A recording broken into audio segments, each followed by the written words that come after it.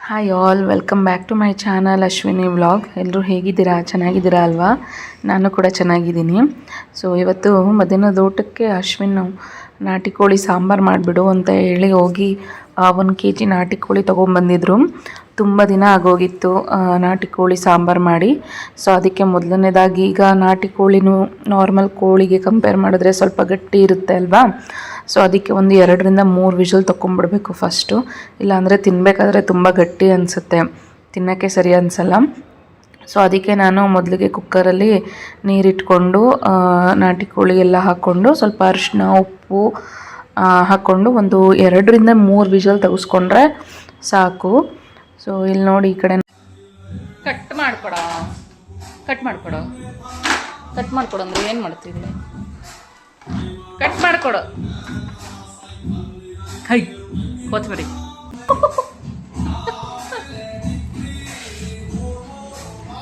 Cut ಮಾಡಿ ಕೊಡೋರಿದೆ. Cut ಮಾಡಿಕೊಡು ಈರುಳ್ಳಿ ಟೊಮೆಟೊ ಅಂತಂದರೆ ಏನು ಮಾಡ್ತಿದ್ದೀನಿ? ಎಲ್ಲಿ ಟೊಮೆಟೊ ಇಲ್ಲಿ ಕಟ್ ಮಾಡಿಲ್ಲ.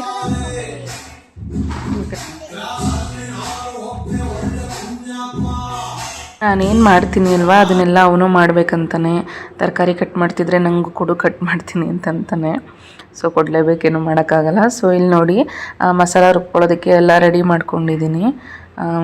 ಸ್ಪೈಸಸ್ ಏನು ಬೇಕು ಮತ್ತು ತರಕಾರಿಗಳು ಏನು ಬೇಕು ಎಲ್ಲ ರೆಡಿ ಮಾಡ್ಕೊಂಡಿದ್ದೀನಿ.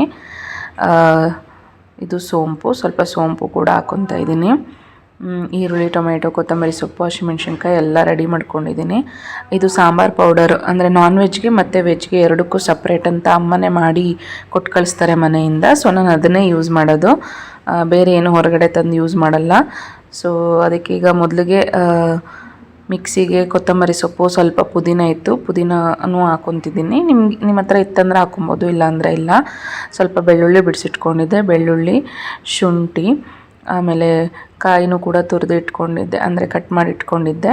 ಸ್ವಲ್ಪ ಕಾಯಿ ಸೇರಿಸ್ಕೊತಾ ಇದ್ದೀನಿ, ಮತ್ತು ಈರುಳ್ಳಿ, ಇಷ್ಟನ್ನು ಸೇರಿಸ್ಕೊಂಡು ಒಂದು ಫೈನ್ ಪೇಸ್ಟ್ ಮಾಡ್ಕೊಂಬಿಡ್ತೀನಿ. ಸ್ವಲ್ಪ ಸಾಂಬಾರು ಪೌಡರ್ ಕೂಡ. ಸೊ ಈ ಸಲ ಅಮ್ಮ ಮಾಡಿಕೊಟ್ಟಿದ್ದು ಸಾಂಬಾರು ಪೌಡರ್ ತುಂಬ ಟೇಸ್ಟಿಯಾಗಿತ್ತು. ಅದು ಒಂದೊಂದು ಸಲ ಒಂದೊಂದು ಥರ ಆಗಿಬಿಡುತ್ತೆ, ಒಂದೊಂದು ಸಲ ಸ್ವಲ್ಪ ಖಾರ ಆಗಿಬಿಡುತ್ತೆ, ಒಂದೊಂದು ಸಲ ಚೆನ್ನಾಗಿ ಅನಿಸುತ್ತೆ. ನೋಡಿ, ಇಲ್ಲಿ ಸ್ಪೈಸಸ್ ಕೂಡ ಆ್ಯಡ್ ಮಾಡ್ಕೊತಾ ಇದ್ದೀನಿ. ಚಕ್ಕೆ, ಲವಂಗ, ಸ್ವಲ್ಪ ಮೆಣಸು, ಏಲಕ್ಕಿ ಇದೆಲ್ಲ ಹಾಕ್ಕೊಂಡು ರುಬ್ಕೊಬೇಕು. ಸಾಂಬಾರಿಗೆ ಈ ಥರ ಸ್ಪೈಸಸ್ನೂ ಆ್ಯಡ್ ಮಾಡ್ಕೊಂಡು ರುಬ್ಕೊಂಡ್ರೆ ಟೇಸ್ಟ್ ಚೆನ್ನಾಗಿ ಬರುತ್ತೆ. 1-2-3 ಸ್ಪೂನ್ ಸಾಂಬಾರು ಪೌಡ್ರು ಕೂಡ ಸೇರಿಸ್ಕೊತಾ ಇದ್ದೀನಿ. ಇದು ಆಲ್ಮೋಸ್ಟ್ ಖಾಲಿ ಆಗ್ಲಿಕ್ಕೆ ಬಂತು, ಮತ್ತೆ ಅಮ್ಮನ ಹತ್ರ ಮಾಡಿಸ್ಕೊಬೇಕು. ಸೊ ನೋಡಿ, ಒಂದು ಫೈನ್ ಪೇಸ್ಟ್ ಮಾಡಿಕೊಂಡೆ ಸಾಂಬಾರಿಗೆ. ಸ್ವಲ್ಪ ಮುದ್ದೆ ಮಾಡ್ಕೊಂಬಿಡೋಣ. ನಾಟಿ ಕೋಳಿ ಜೊತೆ ಮುದ್ದೆ ಇದ್ರೇ ಒಂದು ಒಳ್ಳೆ ಟೇಸ್ಟ್ ಕೊಡುತ್ತಲ್ವ, ತುಂಬ ಚೆನ್ನಾಗಿ ಅನಿಸುತ್ತೆ ತಿನ್ನೋದಕ್ಕೆ. ಮುದ್ದೆ ನಾಟಿ ಕೋಳಿ ಸಾರು ಫೇಮಸ್ಸು ಅಲ್ವಾ? ಸೊ ಅದಕ್ಕೆ ಇದು ರಾಗಿ ಹಿಟ್ಟು ಕೂಡ ಅಮ್ಮ ಲಾಸ್ಟ್ ಟೈಮ್ ಊರಿಗೆ ಹೋದಾಗ ಕೊಟ್ಟು ಕಳಿಸಿದ್ರು. ಸುಮಾರು ದಿನ ಆಗಿತ್ತು ರಾಗಿ ಹಿಟ್ಟು ಯೂಸ್ ಮಾಡಿ, ಅಂದರೆ ಮುದ್ದೆ ಮಾಡಿ ನಾನು. ಸೊ ಅದಕ್ಕೆ ಅದನ್ನು ಜರಡಿ ಇಟ್ಕೊಂಡು ಯೂಸ್ ಮಾಡೋಣ ಅಂತ ಹೇಳಿ ಫುಲ್ ಜರಡಿ ಇಟ್ಕೊಂಡು ರೆಡಿ ಮಾಡ್ಕೊತಾ ಇದ್ದೀನಿ. ಮುದ್ದೆ ಜೊತೆಗೆ ಚೆನ್ನಾಗಿರುತ್ತೆ ಅಂತ, ಸಾಂಬಾರು ಜೊತೆಗೆ ಮುದ್ದೆ. ಸೊ ಇಲ್ಲಿ 1-2 ವಿಷಲ್ ಕೂಡ ತಗ್ಸಾಯಿತು.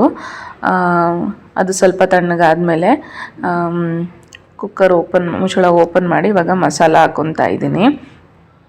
ಸೊ ಮಸಾಲ ಹಾಕಿ ಒಂದು 2-3 ಮಿನಿಟ್ಸ್ ಸ್ವಲ್ಪ ಅದು ಒಂದು ಕುದಿ ಬಂದ ಮೇಲೆ ಉಪ್ಪೆಲ್ಲ ಎಷ್ಟು ಬೇಕು ಸೇರಿಸ್ಕೊಂಡು ಕುಕ್ಕರ್ ಮುಚ್ಚಿಬಿಡ್ಬೇಕು. ಸೊ ಮತ್ತೆ 1 ವಿಷಲ್ ತೆಗೆಸ್ಕೋಬೇಕು, ಯಾಕಂದರೆ ಅದು ಮಸಾಲ ಜೊತೆಗೂ ಚೆನ್ನಾಗಿ ಬೇಯಬೇಕಲ್ವಾ. ಸೊ ಮತ್ತೆ ಇನ್ನೊಂದು ವಿಷಲ್ ತೆಗೆಸ್ಕೊಂಡ್ರೆ ಸಾಕು. ಇಲ್ಲಿ ಮಜ್ಜಿಗೆ ಕೂಡ ನಾನು ರೆಡಿ ಮಾಡ್ಕೊಂಡಿದ್ದೆ. ಸ್ವಲ್ಪ ಕುಕುಂಬರ್ ಆ್ಯಂಡ್ ಆನಿಯನ್ ಎಲ್ಲ ಸೇರಿಸ್ಕೊಂಡು ಇವಾಗ ಊಟ ಮಾಡೋದಕ್ಕೆ ರೆಡಿ ಮಾಡ್ಕೊತಾ ಇದ್ದೀನಿ. ಆ್ಯಕ್ಚುಲಿ ನನಗೆ ಮುದ್ದೆ ಮಾಡೋದಕ್ಕಾಗಿಲ್ಲ, ತುಂಬ ಟೈಮ್ ಆಗೋಗ್ಬಿಟ್ಟಿತ್ತು. ಸರಿ ನೈಟ್ಗೆ ಮುದ್ದೆ ಮಾಡ್ಕೊಳ್ಳೋಣ ಅಂತ ಹೇಳಿ ರೈಸ್ಗೂ ಇಟ್ಕೊಂಡಿದ್ದೆ ಅಲ್ವಾ. ಸೊ ಅದಕ್ಕೆ ಮುದ್ದೆ ಸ್ಕಿಪ್ ಮಾಡಲಿಲ್ಲ, ನೈಟಿಗೆ ಮಾಡ್ಕೊತೀನಿ. ಸ್ವಲ್ಪ ಸಾಂಬಾರು ಹಾಕ್ಕೊಂಡು, ರೈಸ್ ಹಾಕ್ಕೊಂಡು, ಸ್ವಲ್ಪ ಸಾಂಬಾರು, ನಾಟಿ ಕೋಳಿ ಸಾಂಬಾರು ಹಾಕ್ಕೊಂಡು ತಿಂತಾಯಿದ್ರೆ ಏನು ಮಜಾ ಗೊತ್ತಾ. ವೆದರು ಕೂಡ ತುಂಬ ಕೂಲಾಗಿತ್ತು. ಸೊ ಈ ಥರ ಕೂಲ್ ವೆದರಲ್ಲಿ ಬಿಸಿ ಬಿಸಿ ನಾಟಿ ಕೋಳಿ ಸಾರು ಊಟ ಮಾಡ್ತಾಯಿದ್ರೆ ಸಖತ್ತಾಗಿ ಅನಿಸುತ್ತೆ. ನೋಡಿ, ಸಾಂಬಾರು ಕೂಡ ಚೆನ್ನಾಗಿ ಬಂದಿದೆ. ಒಂದು ಸ್ವಲ್ಪ ತೆಳುವಾಯಿತು. ನಾನು ಆ್ಯಕ್ಚುಲಿ ಏನೇ ಸಾಂಬಾರು ಮಾಡಿದ್ರು ತೆಳು ಮಾಡಲ್ಲ, ಸ್ವಲ್ಪ ಗಟ್ಟಿಯಾಗೇ ಮಾಡ್ತೀನಿ. ಟೇಸ್ಟ್ ಚೆನ್ನಾಗಿರುತ್ತೆ ಅಂತ. ಇದು ಸ್ವಲ್ಪ ಸಾಂಬಾರು ನನಗೆ ತೆಳುವನ್ನಿಸ್ತು. ಅದು ಮಿಕ್ಸಿಯಲ್ಲಿ ಜಾರಲ್ಲಿ ಸ್ವಲ್ಪ ಉಳಿದಿರುತ್ತಲ್ವ ಮಸಾಲ, ಅದಕ್ಕೆ ನೀರು ಹಾಕ್ಕೊಂಡು ತೊಳ್ಕೊಬೇಕಾದ್ರೆ ಸ್ವಲ್ಪ ಜಾಸ್ತಿ ನೀರು ಹಾಕ್ಕೊಂಬಿಟ್ಟೆ ನಾನು. ಸೊ ಹಂಗಾಗಿ ಸ್ವಲ್ಪ ತೆಳ್ಳಗೆ ಅನ್ನಿಸ್ತು ಸಾಂಬಾರು ನನಗೆ. ನೀವಿಷ್ಟು ತೆಳ್ಳಗೆ ಮಾಡ್ಕೊಳಕ್ಕೆ ಹೋಗಬೇಡಿ, ಸ್ವಲ್ಪ ಗಟ್ಟಿಗೆ ಮಾಡ್ಕೊಳ್ಳಿ. ಯಾವುದೇ ಸಾಂಬಾರು ಮಾಡಿದ್ರೂ ಅದೊಂಥರ ಟೇಸ್ಟ್ ಚೆನ್ನಾಗಿರುತ್ತೆ. ಇಲ್ಲಿ ನೋಡಿ ನಮ್ಮ ಕೊತ್ತಿಮರಿ ತೊಟ್ಲಲ್ಲಿ ಕೂತ್ಕೊಂಡು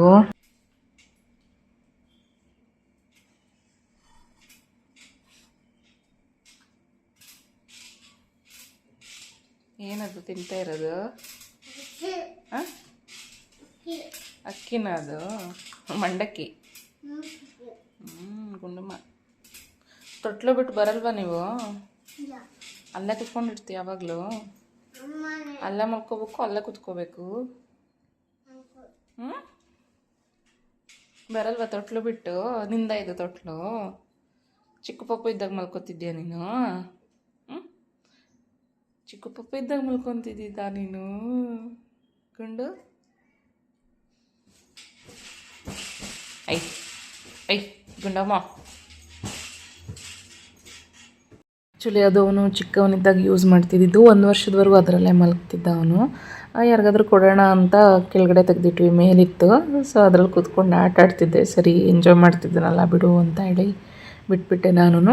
ಮತ್ತು ಅದಾದಮೇಲೆ ಅಲ್ಲಿಂದ ನಮ್ಮ ಮನೆ ಪಕ್ಕದಲ್ಲೇ ಒಂದು ಪಾರ್ಕ್ ಇದೆ. ಸೊ ನಮ್ಮ ಅಂದರೆ ನಮ್ಮ ಮದರಿಂದ ಕೂಡ ಮನೆಗೆ ಬಂದಿದ್ದರು. ಸೊ ಅವರು ನಾನು ಎಲ್ಲರೂ ಒಂದು ರೌಂಡ್ ಪಾರ್ಕ್ ಹತ್ರ ಹೋಗಿ ಬರೋಣ ಅಂತ ಹೇಳಿ ಬಂದ್ವಿ. ನಮ್ಮ ಮನೆ ಕೆಳಗಡೆ ಕೂಡ ನಿಮ್ಗೆ ಗೊತ್ತಲ್ಲ ಕಿಡ್ಸ್ ಪ್ಲೇ ಏರಿಯಾ ಇದೆ. ಸೊ ಬಟ್ ಸ್ಟಿಲ್ ಪಾರ್ಕ್ ಹತ್ರ ಹೋಗ್ಬಿಡೋಣ ಅಂತೇಳಿ ಅಲ್ಲಿ ಓಪನ್ ಜಿಮ್ ಥರ ಎಲ್ಲ ಇರುತ್ತೆ ಅಲ್ವಾ, ಅದನ್ನು ಇಟ್ಕೊಂಡು ಆಟ ಆಡ್ತಿದ್ದಾನೆ. ಸೊ ಕೋತಿ ಚೇಷ್ಟೆಗಳೆಲ್ಲ ಇದೆಲ್ಲ ಮಾಡ್ತಾ ಇರ್ತಾನೆ. ಸೊ ಅವನು ಕೂಡ ಎಂಜಾಯ್ ಮಾಡ್ದ. ನಾವು ಕೂಡ ಕೂತ್ಕೊಂಡು ಅವನ ಮೇಲೆ ಕಣ್ಣಿಟ್ಟಿರಲೇಬೇಕು ಎಲ್ಲೇ ಹೋದ್ರೂ. ಇಲ್ಲ ಅಂತಂದರೆ ನೋಡಿ ಹಿಂಗೆ ಸಡನ್ನಾಗಿ ಇಳ್ದ ಅಲ್ವಾ. ಸೊ ಈ ಥರ ಕೆಲಸಗಳು ಮಾಡ್ತಾ ಇರ್ತಾನೆ. ಅದಕ್ಕೆ ಒಂದು ಕಣ್ಣಿಟ್ಟಿರಬೇಕು. ನೋಡ್ಕೊಂಡು ಮಾತಾಡ್ಕೊಂಡು ನಾವು ಕೂತಿದ್ವಿ. ಸೊ ಮತ್ತು ಇವಾಗ ಮನೆಗೆ ಹೋಗಬೇಕು. ಮನೆಗೆ ಹೋಗಿ ಬಿಸಿ ಮುದ್ದೆ ಮಾಡಿ ಊಟ ಮಾಡಬೇಕು. ಸೊ ಇದಾಗಿತ್ತು ನನ್ನ ದಿನ. ಸೊ ನಿಮಗೆ ನನ್ನ ವೀಡಿಯೋಸ್ ಇಷ್ಟ ಆಗ್ತಿದೆ ಅಂತ ಅನ್ಕೋತೀನಿ. ಯೂಸ್ಫುಲ್ ಅನಿಸಿದ್ರೆ ದಯವಿಟ್ಟು ನನ್ನ ಚಾನಲ್ಗೆ ಸಬ್ಸ್ಕ್ರೈಬ್ ಮಾಡ್ಕೊಳ್ಳಿ. ಮತ್ತು ವೀಡಿಯೋನ ಕಂಪ್ಲೀಟಾಗಿ ನೋಡಿ. ಏನಾದರೂ ಕಮೆಂಟ್ ಸೆಷನಲ್ಲಿ ತಿಳಿಸೋ ಆಗಿದ್ದರೆ ತಿಳಿಸಿ. So thanks for watching.